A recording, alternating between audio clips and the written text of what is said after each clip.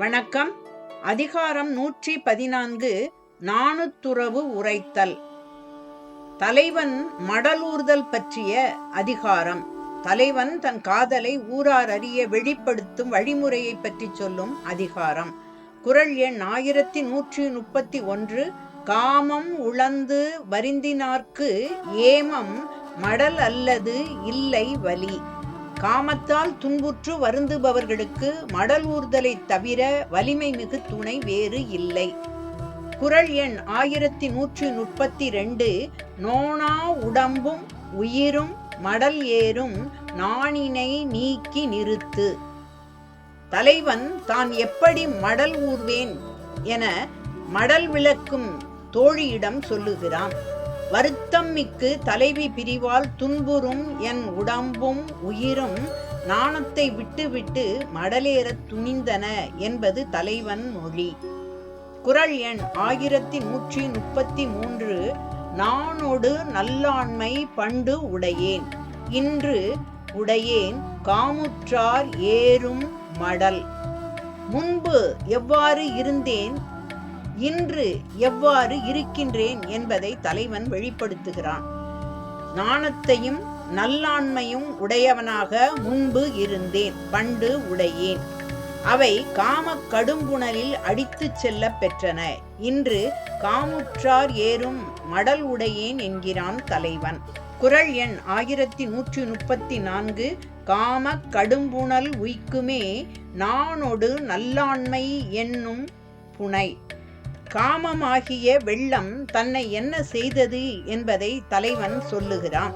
காமமாகிய கடும் வெள்ளத்தில் நானும் நல்லாண்மையும் ஆகிய தோணிகள் அடித்து செல்லப்பட்டன என்பது கவிதை பொருள்.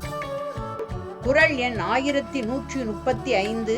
தொடலை குறுந்தொடி தந்தாள் மடலொடு மாலை உழக்கும் துயர்.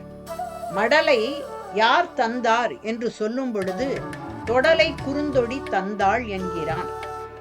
மாலை பொழுதில் துன்பத்தையும் அதற்கு துணையான மருந்தான மடலையும் யார் தந்தது என்றால் மாலை போல தொடர்ந்த சிறு வளை அணிந்திருக்கும் காதலி தந்தாள் என்கிறான் காதலன். குறள் எண் 1136. மடல் ஊர்தல் யாமத்தும் உள்ளுவேன் மன்ற படல் ஒல்லா பேதைக்கு என் கண்.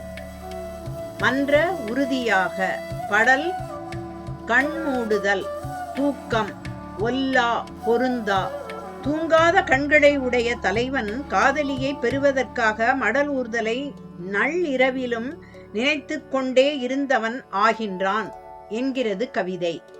இக்கவிதையை பேதைக்கு என் கண் படல் ஒல்லா யாமத்தும் மன்ற மடலூர்தல் உள்ளுவேன் என கொண்டு கூட்டி பொருள் கொள்ள வேண்டும். குறள் எண் 1137. கடல் அன்ன காமம் உழந்தும் மடல் ஏறா பெண்ணின் பெருந்தக்கது இல். பெண்கள் மடலேறுதல் இல்லை என்பது தொல்காப்பியம் காட்டும் அக இலக்கிய மரபு. அம்மரபை ஒட்டிய காதல் கவிதை. காதலனுக்கு உள்ள பிரிவுதான் காதலிக்கும் எனினும் கரையற்ற கடல் போல எல்லையற்ற காதல் நோயுற்ற போதும் மடலேறாத பெண்ணின் பெருமை, பெண்ணின் பெண்மை போற்றுதற்குரியது, பெருமைக்குரியது என்கிறது இக்கவிதை. குறள் எண் 1138. நிறை அறியர் மண் அழியர் எண்ணாது காமம் மறை இறந்து மன்றுபடும். மண் மிகுதி, மறை மறைத்தல், இறந்து கடந்து, மன்று ஊர் பொதுவிடம். மடலேற விரும்பும் தலைவன் தன்னிலை உரைக்கும் கவிதை. இவர் நெஞ்சை நிறுத்தும் நிறையில்லாதவர், மிகவும் இரங்கத்தக்கவர் என்று பார்க்காமல் இக்காமம் மறைந்திருத்தலை கடந்து ஊராருக்கு வெளிப்படுத்தி விடுகிறதே என்பது கவிதை குறள்.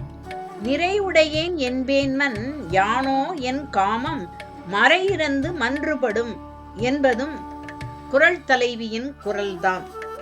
குறள் எண் 1139. அருகிலார் எல்லாரும் என்றே என் காமம் மருகில் மருகும் மருண்டு. மருகு கூட்டல் இல், மருகு தெரு, மருகும் மயங்கி, மருண்டு சுழலும் சுற்றும். என் காதல் எல்லோரும் அறியவில்லை என்று எண்ணிக்கொண்டு ஊர் முழுதும் அறிய சுற்றுகிறது.